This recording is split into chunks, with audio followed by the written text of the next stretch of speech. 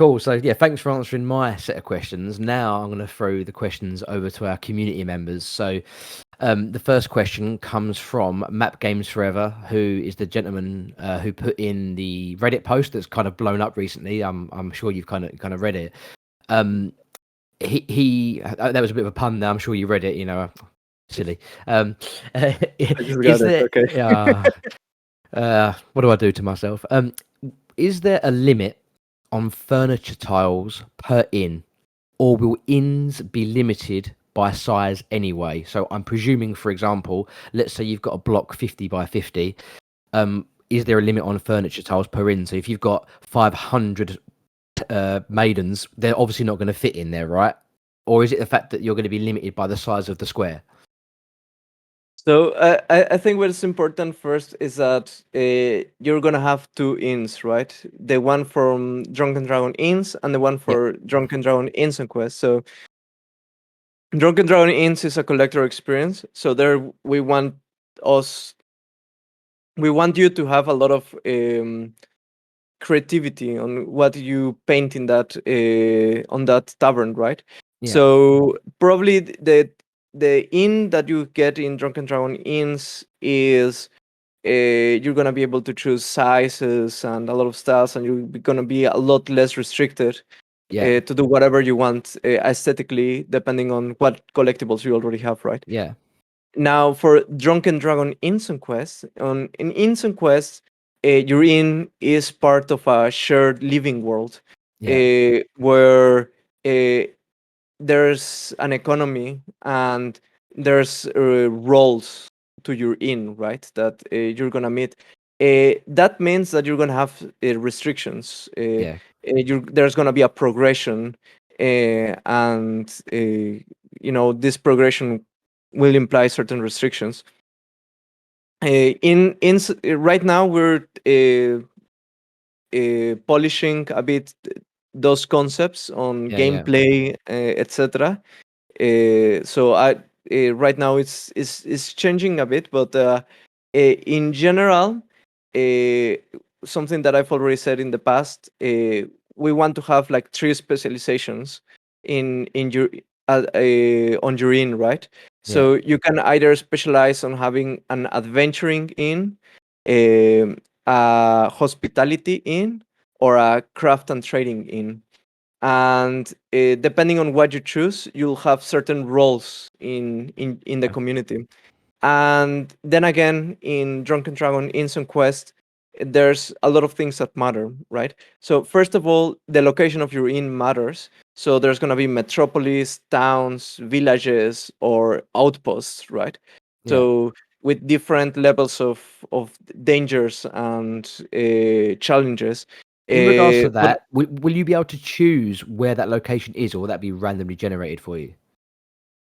That's still undecided. Okay.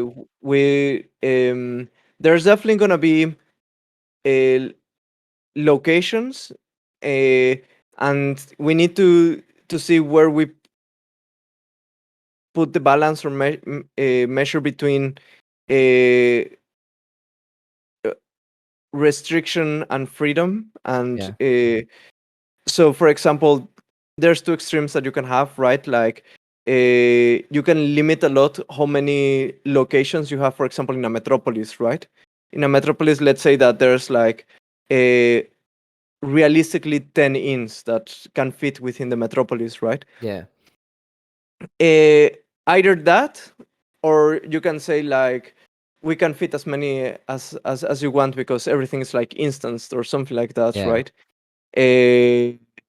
Now I think it comes with uh, pros and cons. Like, for example, if you put a lot of instanced inns in a metropolis, or let's say a village, something smaller, Yeah. uh, then uh, then the fact that it's a village doesn't matter a lot because maybe a lot of people can go and put their inn there, so there's no scarcity on Yeah. space. Yeah. It's easier as a developer to just solve it that way. But then I think it's way much more fun if there's a scarcity, and then but then you face another problem, which is if floor usage, right? Yeah, yeah, Like what yeah, goes cool. down there. So then you need to probably choose some economic incentive or disincentivation for doing that, right? Like Yeah, even like maybe you can lose your position there, and that's why I was talking about maybe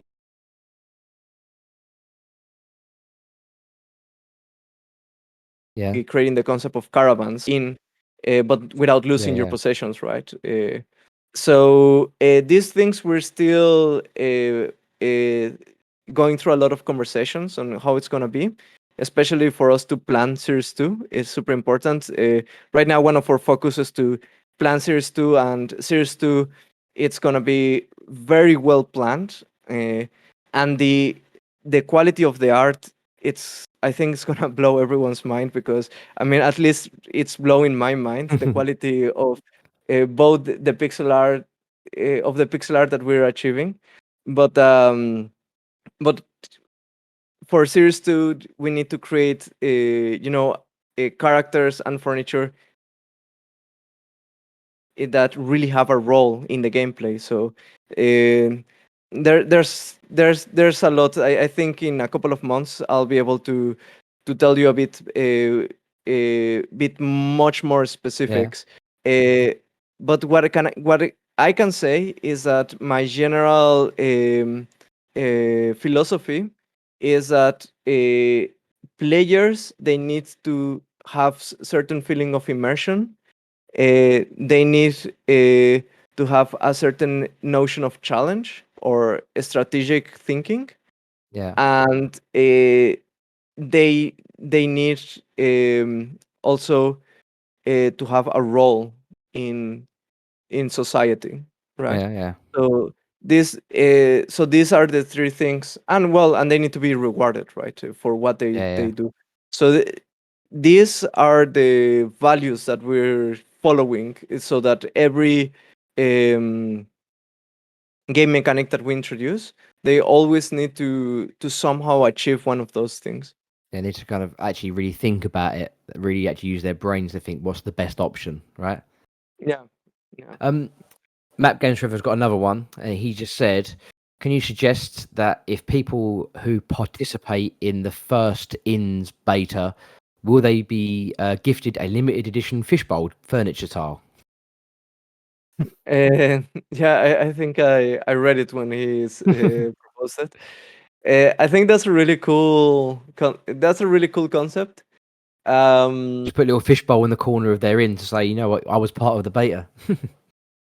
in a sense, you're all already gonna have this opportunity because Yeah, every series that we have, it's gonna be 6 months, yeah, and it's gonna be limited to those 6 months, right? So, yeah, for example, the beta, it's probably not gonna last 6 months. It's probably gonna last more. So, series two, series three, they're probably, and every series there is. I mean, it's gonna be very limited, right? So, yeah, if you get series two, then so people that have already series one, they are already OGs, right? yeah. I get you. I get you.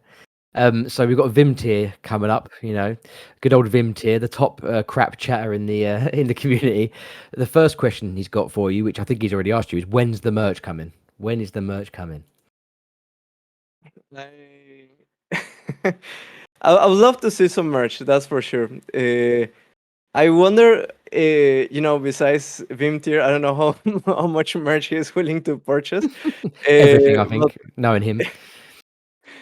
I'm not sure like how much merch we will sell. So I'll to be honest, I'll do my best for us to have some merch as soon as we're have some other priorities settled. But I love to see some merch. That's for As- sure. At least I know that I want to use at least some t-shirts or something. oh, I was definitely. thinking, you know what I would love us to have, like some actual nice wooden um, tankards or Like tankers, yeah, for the beer. some mugs. Yeah, we would like the logo engraved into the wood. Yeah, That'd be cool. I agree. Vimtir also asked, how are you going to insert the Grandmaster Adventurers or the NFTs into the game, will you need to send them to a game address to be able to see them in game, or would the game be able to read your NFTs without having to send them? In the case of only sending them to the game address, so I'm presuming he's meaning from it reads them from your Euro wallet address and then kind of imports the character into the game. How's that going to work? So the simplest way, the only thing we really need to know is we only need to authenticate that you own a certain address, right? Okay. So that's the simplest. That's pretty much what actually CNFT.io does right now when you try to synchronize or add some wallet, Yeah. and that's super simple, right? To read what you have. Um, Now, when it comes to transforming or changing your NFT, so let's say that your Grandmaster Adventurer levels up and Yeah. it needs to be actually changed, you have two options. You either do it off chain or on chain. If it's off chain, then it's centralized, right? It's like we as a game developers, we say like, okay, this is your level, but if we ever go bankrupt or we stop doing the game or whatever, then there's no registry of your Grandmaster Adventure being level 2. Yeah. Yeah. Or we do it on chain, which I think is the coolest because then it's forever level 2. Yeah. Yeah. And you can, trade it and directly see in the blockchain that your Grandmaster Adventure is level 2, right? For Yeah. that would imply some smart contracts necessarily. Mm. Uh, Especially starting for Series 2, uh, we'll probably have one smart contract that really dictates everything about the lifespan of the pixel tile. Yeah. So, you know how they can be minted, how they're created, and how they're changed, basically. uh, and that can be completely decentralized. So once we create it, it's there, and people just use it, right? With the con that it implies certain, you need to actually make a transaction, which, Yeah. making a transaction implies paying for fees, which implies not the best experience, Yeah. especially for people that do not care about blockchain, right? Yeah. Uh, so for that, we're probably gonna experiment with some custodial wallets. So something we'll experiment with is you as a new player that doesn't necessarily care about blockchain, creates an account, starts playing, and starts, leveling their adventurers. They earn some new adventurers. They trade through the game. I give you one of my adventurers, you give me another one, etc. And all of this happens while your account had some custodial wallet, and you didn't knew that you already own some NFTs, right? And Yeah. then there's a moment in which, if you want to like take them out, you can just, transfer them out into your own Yeah. wallet, or you just synchronize one of your wallets. So I think for us, because we're a game studio first, we want to make this whole experience of dealing with blockchain and NFTs the least friction as Invasive. possible. Yeah. Yeah, yeah.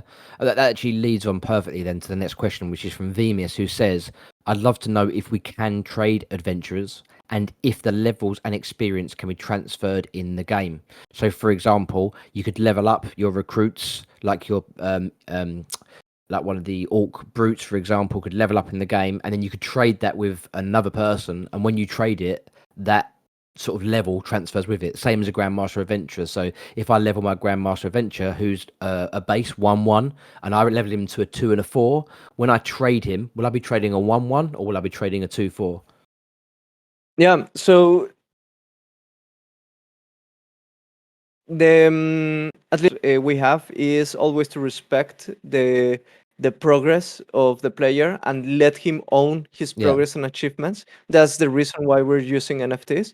So in the end, independently if we do it centralized or decentralized, and probably a 99% chance we'll do it the Yeah. decentralized way, um, you trade all of the progress with the adventurer, right?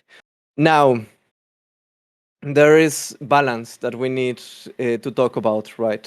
When because then that could immediately imply pay to win, Yeah. Yeah. Of because course. you as a new player with a lot of money can just come and purchase max level adventurers and just go and do whatever Yeah. you will.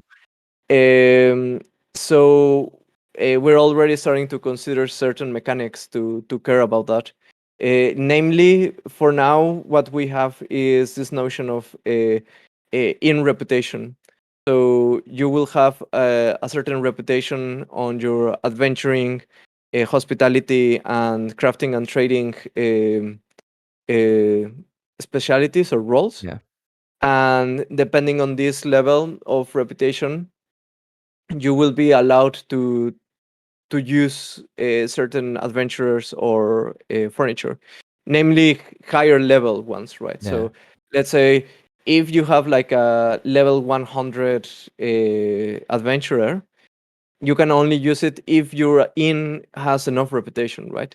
Okay. So Yeah. just to ensure that it's not pay to win, It's basically. kind of like Pokemon, where if you haven't got the gym badge, you can't use the Charizard that's level 36 because you can only control up to a level 20 character, for example. Yeah, yeah, Yeah. something like that. Yeah. So I've got a joke question here. Of course, it's from Enkian. Who else would it be from? I'm going to send you a picture in our little Discord chat. The ultimate question from Enkian is: what do you prefer, Safstar's sultry maiden or Enkian's wholesome puree? Which one is your favourite? And I'll overlay it on the stream or on the video, should I say, so that people can make their own mind up. But what's your favourite?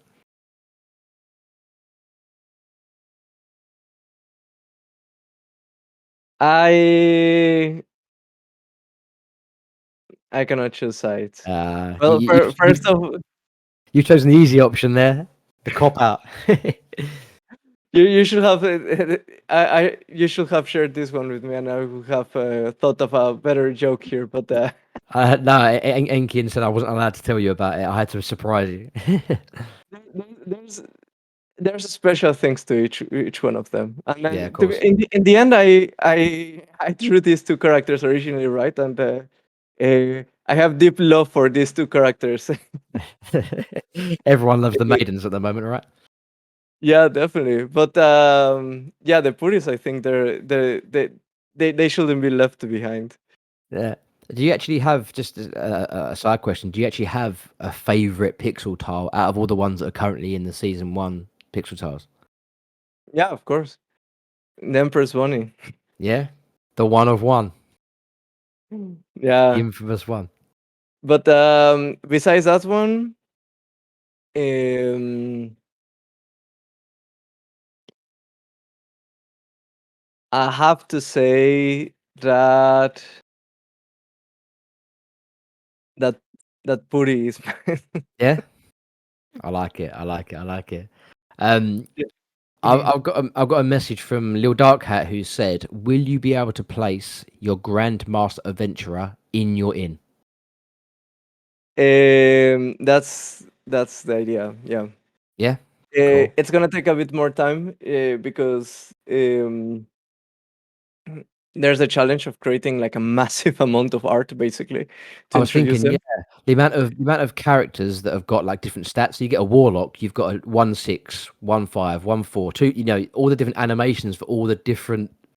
It's like endless. There's like months and months of like organizing gifs of them walking around, right? Yeah, so there's some smart things we can do there, but yeah, we'll do it. And Yeah, especially if series 2, then again, if series 2 is a great success, then we'll just keep hiring and hiring, right? why not? Why not? Safstar has asked, why did you choose to immortalize Lars as a pixel tile? Does the real Lars know that he's a pixel tile within the game? Yeah, I think the real Lars was the first one to obtain a Lars. Oh, really? So there was this tradition. Well, between the NFT projects that I saw, some of them they were doing Charles, Yeah, yeah, and um, so I thought about maybe making one real life character. I thought that doing Charles was was okay, but yeah, I think for me it was a bit more special Lars because Lars is the head of education of IOHK, and he yeah, did the Bluetooth Pioneer program videos, and I really love functional programming. And yeah, he has like an interview with Charles where he talks about, well, his passion for education and for functional programming. And yeah. for me personally, I really felt Well, yeah, it spoke to connected you in a 'cause way. that's what you do, right? So you kind of Yeah, kind of spoke to you, exactly. yeah, yeah, And then I had this idea of doing the eval apply orb. So then again, this is like a very nerdy reference, nerd but out. eval apply is a reference to a functional programming book called Okay. uh, Structural Interpretation of Computer Programs. But this book is nicknamed the Wizard's Book. Oh, Uh, okay. because the book in its portrait, it has like a wizard with an orb which Oh, is that says okay? eval apply, and um, the the author, Sussman, he says that creating programs is just like being a wizard, because the programs itself, they're like the arcane words that the wizards use to Yeah, manipulate the real world, right? And in a sense, when we create programs, we're manipulating the real world. So it's like yeah, it comes with power, these words that we're conjuring, right? yeah, yeah, And the way in which programs are like this uh, magic or spirits that control these things. I mean, I absolutely love the analogy there. yeah. When I thought about this was, and since Drunken Dragon Games is and Drunken Dragon Inns is all about fantasy, so it was like, oh, I gotta do this. Yeah. You got to make that a thing. I mean, have you actually got any idea how the orb is going to react in the game yet? You don't have to share it with us if it's a surprise, but do you know what relevance it's going to have? What relevance is gonna have? What? Sorry. The orb, so the magical orb of evil, what's it going to do in the game? Uh, that one's probably gonna be just aesthetic. Oh, aesthetic. Oh, okay. Because there was I made up the rumor Unless that. we come up with a great idea, but yeah. Well, so yeah, my rumor was that it was going to allow you to transport to other inns you've been in before that has got that orb. So if there's an orb in another inn that you've been to before, like in Skyrim where you can fast travel to a place you've been, let's say for example, Vimtir has got an inn that I have visited before and he's got an orb in there. I can click on my orb, it will show me the list of where I've been and I can kind of teleport there. That was my idea anyway. That's a really great question, right? Uh, instant instant traveling, it's always something that can make or break a game. Yeah, yeah, definitely. Now, well, Uh, you can steal it if you want, but you don't have to. maybe with some really heavy restrictions, right? Because for Yeah, at least for Dragon Travel Instant Quest, traveling is extremely important. yeah, okay. Uh, so the cost and effort of actually traveling, it's gonna bring a lot of substance to the game, and a lot of mechanics depend on that. So, Yeah, I mean, but mhm. I was going to say it reminds me again of World of Warcraft, where when you play Classic again and you haven't got a flying mount, you haven't got a beast to get on level 20, you simply have to run everywhere, and it takes you like 20 minutes to get from one side of one zone to the other side. Right? That's the reward. Yeah, exactly. It's and Drunken Dragon's Instant Quest is gonna be all about adventuring, and adventure requires you to go to the unknown and to be and it's all about the travel and the journey, right? Yeah, So it has to cost something, yeah, and also I really want us to create like a really cool economy yeah, yeah. to the game, and for that also like distances need to matter, right? So Yeah. there's gonna be some trading. So for that, um, it's important that goods do not instantly travel around Yeah, I can everywhere, right? understand So that. it's a bit more like if you've played EVE Online, it's Yeah, that's important, right? And I also played the it a little bit. dangers of moving certain goods to another place, from one place Yeah. to another. It's also going to be important. Get absolutely smashed up by a spaceship that's been made for about 6 months. Someone's been working on it, and you just fly past it and get absolutely destroyed. Speaking about combat, Eldavi has asked, will the game have combat, or will you just send your adventurers on a quest and then get the results a few hours later? And again, I'll kind of emphasize it a bit more. Let's say a presumption of like a Final Fantasy model, whereby if we use Final Fantasy 7, for example, you head out and then you go into a battle with uh, enemies. Will it be like a turn-based thing? Will there be actually like visuals and you cast spells, or will it simply be Grandmaster Adventurer leaves, quest text comes up, you read it, 5 hours later, they return to the inn? What's the sort of vision you have there for that? So I think it's important to first introduce one important concept that is going to be super important for the game. It's the world map view, right? Um, so maybe if you've played Civilization or Yeah, Total War, you yeah, you have like a big map of the world, right?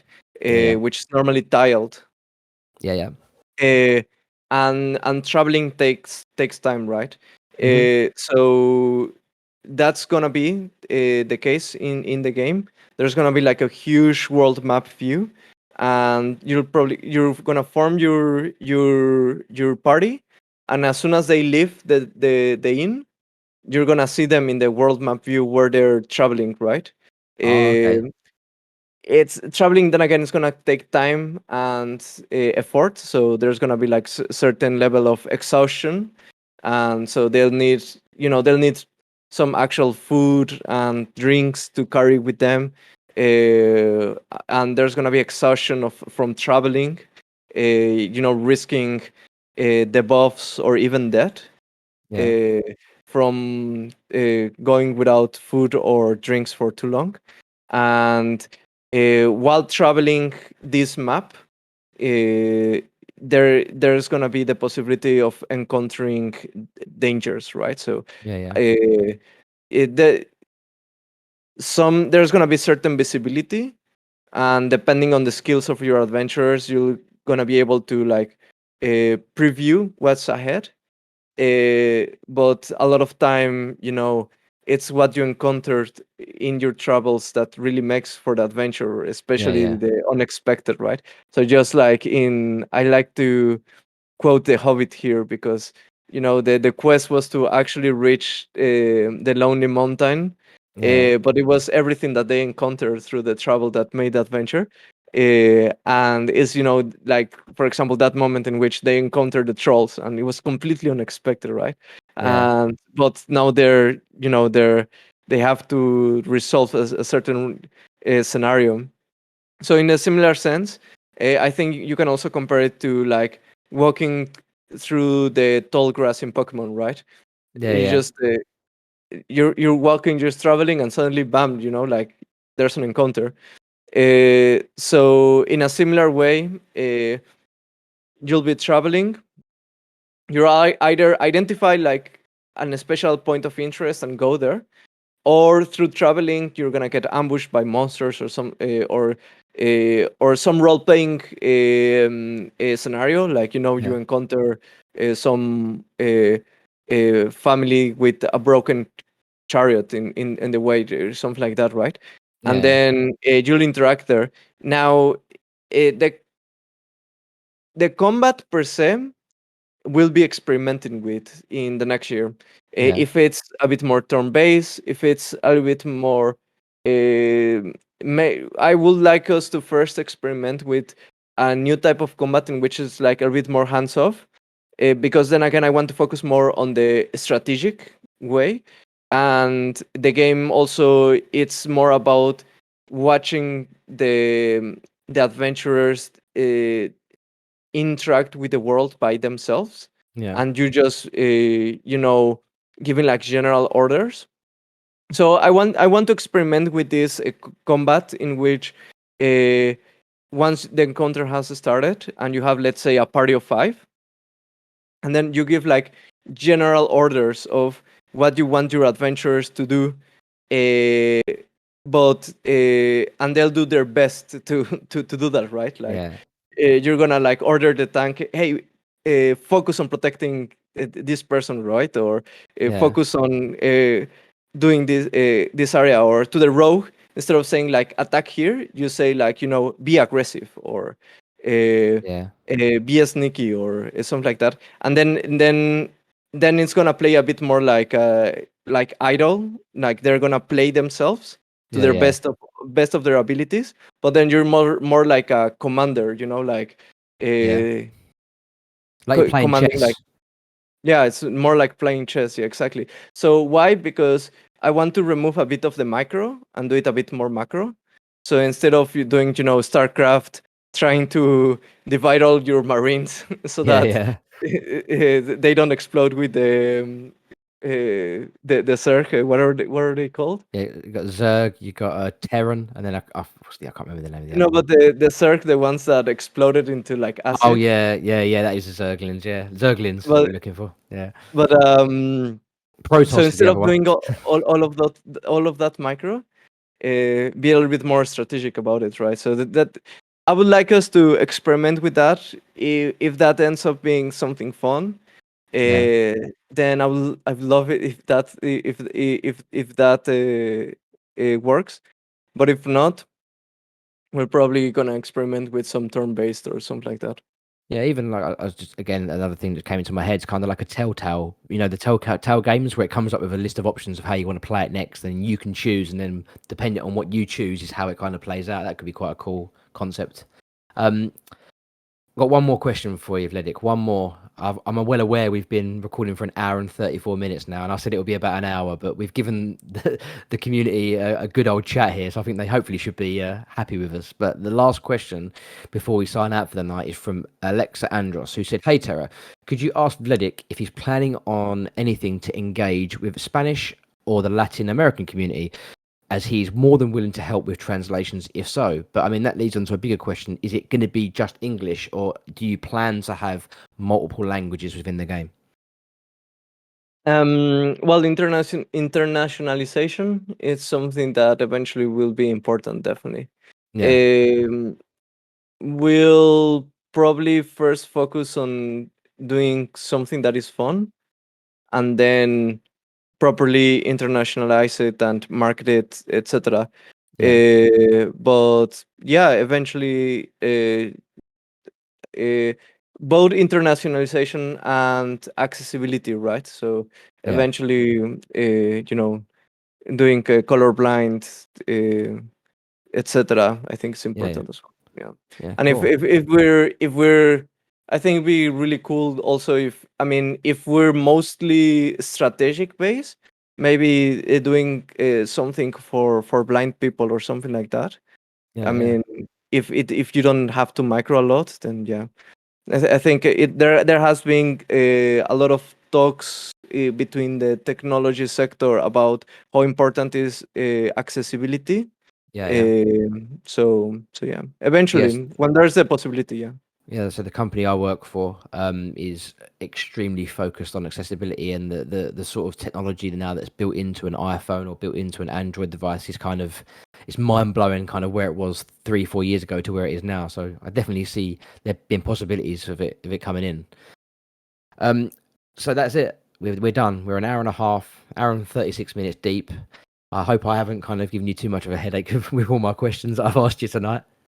No, definitely not. But do you mind if I make you one or two questions before we leave? Go for it. You can ask me as many questions as you like. So